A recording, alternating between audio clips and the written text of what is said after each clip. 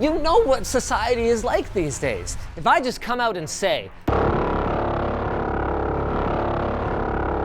and that soundbite hits the internet, boom! Can't. And with the number of people working here, that would be a pretty rough day for a lot of hardworking families. But guys, I gotta be me. And if I can't loudly proclaim that, then how could I even drag myself to the office every morning? That is where this little guy comes in. It discreetly prevents your conversations from being recorded on someone else's phone, hidden microphone, or voice recorder. And as you can tell when I say, I don't know, it even works against the professional lavalier microphone that I'm wearing. It's not perfect though, and it comes with some serious downsides. So before you trust your most intimate secrets to one of these bad boys, you should probably watch past this super edgy segue to our mother-f***ing sponsor. Ugreen. Their NASSync DXP 480T Plus comes with a 12th gen Intel processor, 8 gigs of expandable DDR5 memory, and dual Thunderbolt 4 ports. Plus, its onboard AI assistant makes file management a breeze. Check it out at the link down below. The marketing images for the F11 anti-voice recording, bug wiretapping, Audio 37 emission hole of ultrasound interference, anti-eavesdropping spy device are a goldmine of dubious claims. The recording terminator, 37 launch heads, anti-voice recorder recording. It even claims to have anti-video recording. Here, let's try it. Can you guys see me when I flick the button? Okay, well, that last one seems to be nonsense. But how does it disrupt the sound recording the way that it does? Is it just blasting out white noise so loud that you can't hear me? No, because believe it or not, when you guys are hearing that mess from the jammer, none of us in the studio are picking that up. We can all hear each other just fine. I can hear it. Okay, but you have headphones on. Let me explain. Many of you will already know how microphones work. Here's a microphone shaped like a cookie. Good job. But for everyone else, the TLDR is that they typically contain a thin membrane called a diaphragm that gets vibrated by incoming sound waves. That vibration is turned into an electrical signal, amplified, and the rest of the details don't really matter for now. What does matter is that a microphone's response to different frequencies of vibration is non-linear, meaning that it varies from high-pitched noises to low-pitched noises. This weakness is what jammers like this one can take advantage of. By blasting out sound waves at frequencies that are higher than the typical human can hear, they can shake the mic's diaphragm around like crazy in the frequencies that we can hear and make it impossible for a hidden mic to pick up my secret confessions. We're gonna link a couple of papers in the description if you wanna get into the math for how it works. But for now, let's look at this clip that we recorded earlier with a calibrated measurement microphone. Wow, just from looking at the waveform, it's pretty obvious where the jammer turns on and where the jammer turns off. But what's happening at the different frequencies? This right here is a spectrogram, and it visually represents the intensity of sound waves in each frequency from 0 hertz at the bottom all the way up to 90 plus kilohertz up top. The brighter the display, the more intense the sound waves are at that frequency. Let's blow this up though and take a closer look. We mere humans can typically only hear sounds in about this range right here, from 0 to 20 kilohertz or 20,000 hertz. Of course, that's when we're young, and it tends to narrow as we age, especially at the high end. But as you can see over here, that's not really that big of a deal given how much of human speech takes place within that range. Of course, once the jammer kicks in, you wouldn't have any chance of making out any sounds with this level of intensity with all of this noise. This still doesn't tell us the whole story though, and hence, let's zoom in on just a second or two of our jammed section here. You can see right here is where our jammer turns on. All of the high intensity sounds are being generated above that range of human hearing. But by choosing specific intervals, they're able to induce vibrations that spread to cover the entire spectrum. And you can see that once you've got this much noise, it's basically impossible to make out regular human speech. And it's not just our crappy meat ears that are defeated by this. Check this out. I've got a speech-to-text app on this phone, and with the jammer turned off, the app does a pretty respectable job of transcribing what I'm saying. But as soon as we turn the jammer on,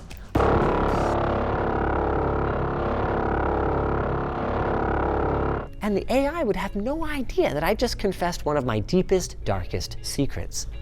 So that's it then. Video over, everyone go buy one of these. See you later? No, not quite. You see, the advertising heavily features corporate boardroom type use cases for it. So to validate that, we set up our jammer in our meeting room and ran a few experiments. Starting with probably the least realistic scenario, where our recorder here isn't trying to hide what he's doing, the jammer works admirably.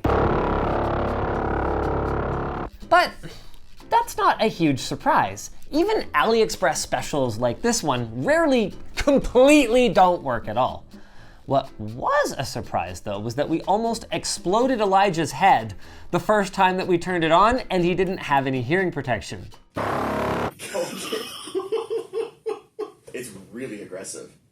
Go again. As it turns out, just because most mere mortals can't hear what's coming out of the jammer, some can, and some especially can. For this reason, while devices like this are legal here, as far as we can tell, we have no data whatsoever on the long-term health and safety effects of using a device like this, and their use could be either dangerous or restricted by your local government, so your mileage may vary. On that note, let's turn our attention to a more realistic scenario where at least one of us, Colin, at least one of us is trying to hide what we're doing. Colin. Our spy now has his device on his lap under the table, and since we don't trust each other, I probably don't want him to know that I have this jammer, so I've hidden it next to this potted plant. What? It's a common plant, the cactuar. I just activate all 3 switches so we're blasting out in all directions, and then I can say,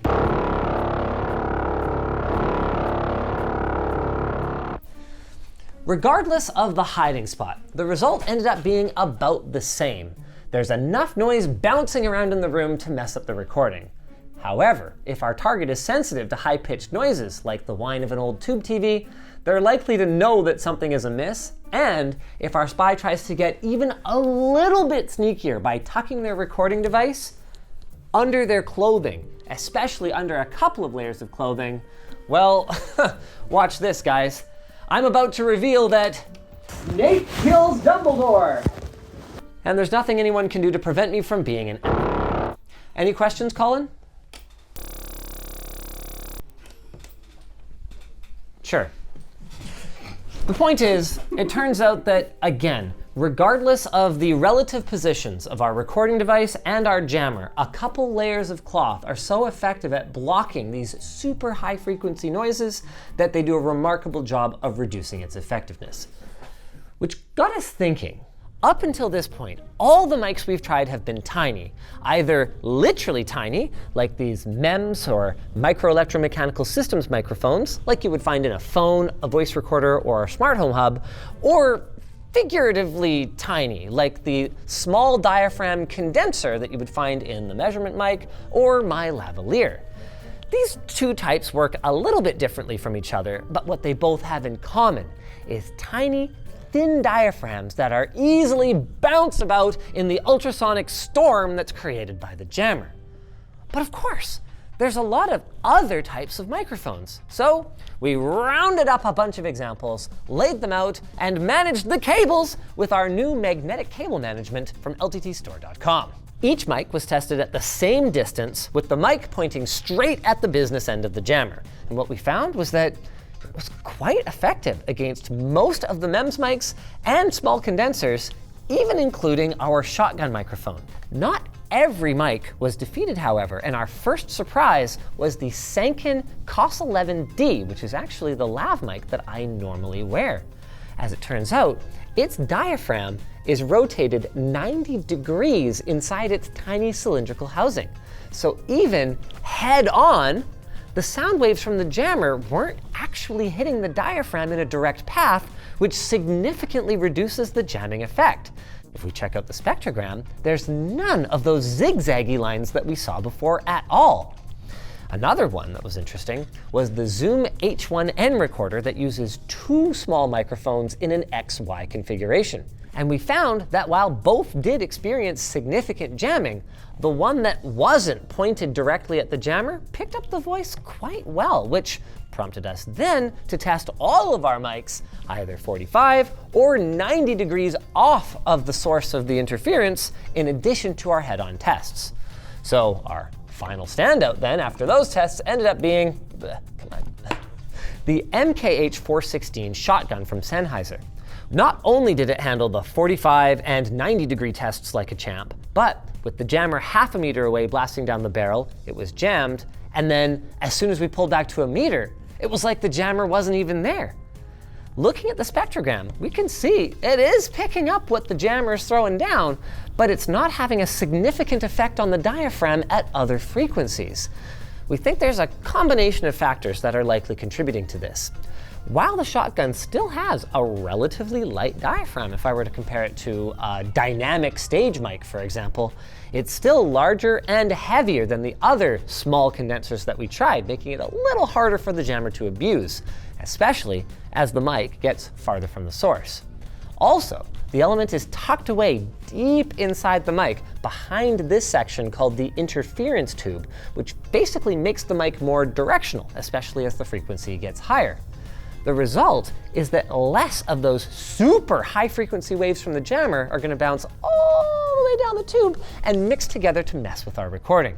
But as good as it was no match for larger diaphragm condensers or dynamic microphones like the venerable Shure SM58 or our broadcast quality RE20s from the WAN show. So in conclusion, yeah, it works, but it's not the silver bullet that the advertising would have you believe. Pretty typical AliExpress. Against a casual attempt to record a conversation, it's surprisingly effective, but it should be noted that it makes a pretty unsettling noise that kind of feels like pressure on more sensitive ears. And also realistically, a ne'er-do-well could easily hide a heavy diaphragm mic up in the ceiling over the conference table and catch me off guard that way. Then again, if they've got that kind of access to the building, they could probably just take me out directly instead of waiting for the pitchfork-wielding mob. So, I guess I'll just have to keep my controversial opinions about whether Quebec should just leave the country already. Oh, damn, it was off. To myself for a little while longer. But I'll happily tell you about our sponsor, UPDF. UPDF is a simple PDF solution with a clean UI for all your PDF needs. It can handle PDFs across the most popular platforms, from Windows to Mac to iOS to Android, all with one UPDF account. You can edit all elements on PDFs, like text, images, watermarks, links, backgrounds, headers, footers, and more as quickly as you can in a Word document, and you can even merge or split PDFs for convenient editing. Plus, thanks to their AI features, you can summarize, translate, explain, rewrite, and ideate your documents to get work done faster. Their OCR, or optical character recognition, conveniently transforms images into editable text, which is neat, and you get all of that and up to 100 gigs of cloud storage for AI accounts across all of your devices, making UPDF a fantastic productivity companion. So don't wait, check out UPDF using the link down below for an exclusive discount. If you guys like this video, maybe you'd like to see me build custom AliExpress headphones for DankPods. That was pretty fun.